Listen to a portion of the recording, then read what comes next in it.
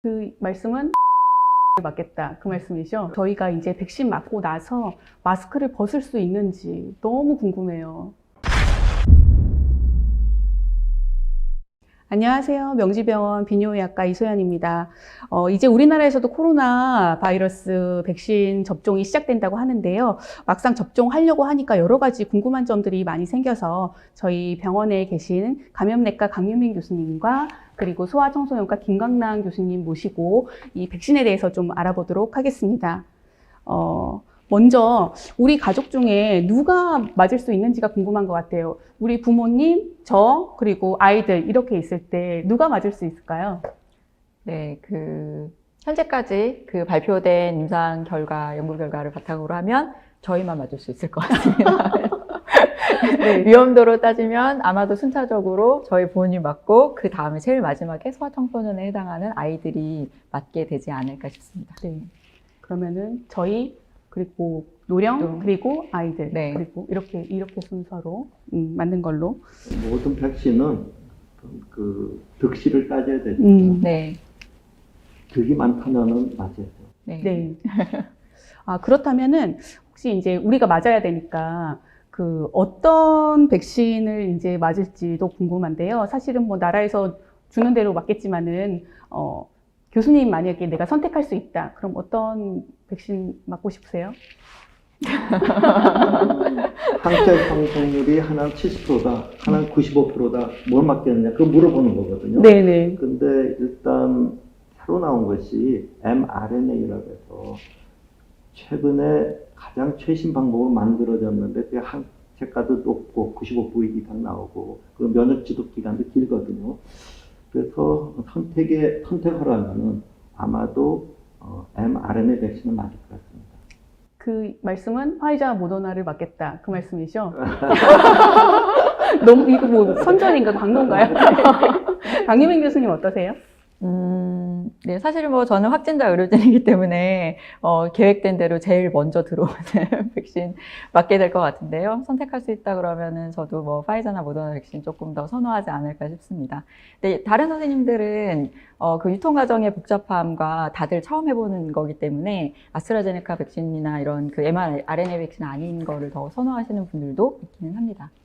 저번에 그 우리 독감 백신처럼 혹시 온도가 네, 변하거나 그랬을 때 콜드체인이 혹시 깨질까봐. 네. 네. 그러면은 이제 우리가 뭐 선택할 수는 없지만 어쨌든 맞았다. 그러면 맞고 나서 어떤 부작용이 있을지도 조금 궁금한데요. 어떤 것들이 있을까요?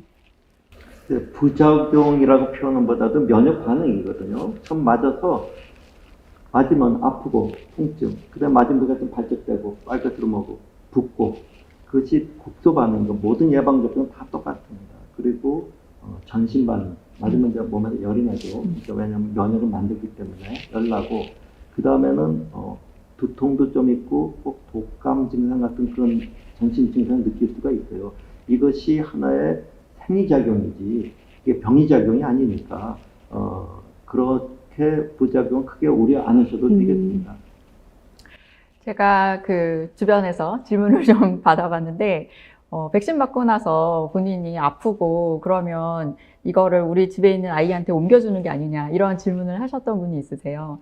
그런데, 결론부터 말씀드리면 그렇지 않습니다. 코로나19 백신 접종한다고 해서 그 코로나19 감염병에 걸리는 게 아니거든요. 백신 접종하고 발생하는 감기 몸살 같은 증상은 면역 반응이 일어나고 우리 몸이 면역력을 얻어가는 과정입니다. 그래서 백신 맞고 나서 열난다고 해서 우리 가족에게 내가 코로나19 바이러스를 옮겨준다, 이런 걱정은 안 하셔도 될 것 같습니다. 더군다나 그 mRNA 바이러스는 그 자체가 전염력이 없어요.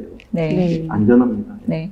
그렇다면 그 mRNA라고 하는 그 단어 때문에 이게 혹시 뭐 유전자에 영향을 주거나 자손에게 영향을 주거나 그러지는 않을까 하는 걱정도 있는데요. 그건 어떤가요? 그래서 유전자 정보거든요. 그 정보만 전달해주고 내 몸에 들어오면 그것은 정보 전달 이후 내 몸에서 분해가 되니까 자손한테 넘어갈 일은 절대로 없습니다. 안심하셔도 됩니다.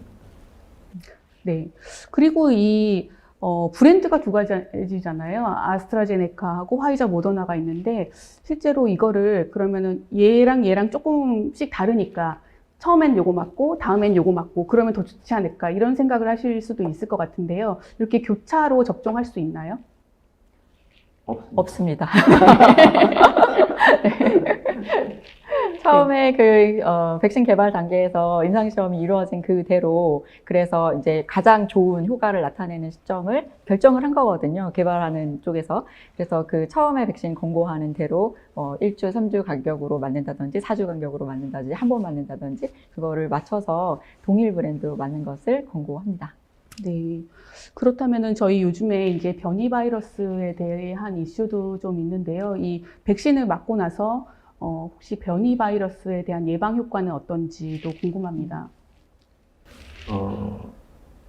다른 데이터는 없는데 모더나에서 나온 데이터를 보면은 지금 현재 모더나 백신을 맞고 영국 변이 바이러스에는 효과가 있어요. 그런데 남아공 변이 바이러스에 대해서는 효과가 6분의 1로 떨어집니다. 그 데이터만 지금 있습니다. 그래서 그래도 없는 것보다는 6분의 1이라도 있는 게 나으니까 네. 백신을 맞는 게 좋겠다. 이렇게 생각해도 그다음에 될까요? 남아공에 설령 걸렸다고 하더라도 중증도까지는 가진 않죠. 그렇기 때문에 백신 꼭 맞으셔야 됩니다. 네네. 마지막으로 저희가 이제 백신 맞고 나서 마스크를 벗을 수 있는지 너무 궁금해요. 네, 벗을 수 있을까요? 벗었으면 좋겠어요. 너무 벗고 싶지만 안 됩니다. 언제까지 안 되나요? 백신 접종한 다음에 그 마스크를 벗을 수 없는 이유를 한 3가지, 적어도 3가지, 최소한 3가지 이유를 말씀을 드리면 첫 번째는 백신 접종을 하고 난 다음에 바로 면역력을 획득하는 것이 아니고 백신 1차 접종, 2차 접종이 완료가 되고 나서 수주가 지나야, 1, 2주가 지나야 항체 형성이 되고 면역력을 얻게 되는 거거든요. 그게 첫 번째 이유고요. 그럼 2번 다 맞고 나면은 면역력이 생기면 나는 벗어도 되지 않나? 라고 하지만 백신은 100% 완전하지 않습니다. 실제로 유증상 감염이나 중증 감염에 대해서는 효과가 굉장히 높았지만 무증상 감염을 다 예방할 수는 없기 때문에 그리고 이 무증상 감염자들은 본인은 괜찮지만 다른 사람에게 옮겨줄 수 있는 그런 그 전파자로서의 역할을 하기 때문에 안 되고요. 그리고 세 번째는 이렇게 획득된 면역력이 얼마나 오랫동안 지속이 될 것인가 이것도 아직 저희가 모르는 바가 많아서 마스크는 당분간 방역 수칙을 준수하면서 착용하셔야 될 것 같습니다. 그래서 전 국민 백신은 맞고 찍어도 정확한 70%가 백신을 맞으면 항체가 생기거든요. 네. 아마 그때서는 벗을 수도 있을 것 같아요. 네. 그것은 집단 면역이라고 그러죠. 네네. 허드 이뮤니티. 네. 아직까지는 언제까지 써야 될지는 좀 기다려 봐야지 되겠네요. 그죠? 전 국민 70% 이상. 네. 이제 궁금증이 조금 해결이 되셨나요? 명지병원 유튜브에선 여러 가지 건강 정보를 제공하고 있습니다. 영상이 마음에 드셨다면 구독, 좋아요, 알림 설정 부탁드립니다. 두 분 감사드립니다. 네, 감사합니다.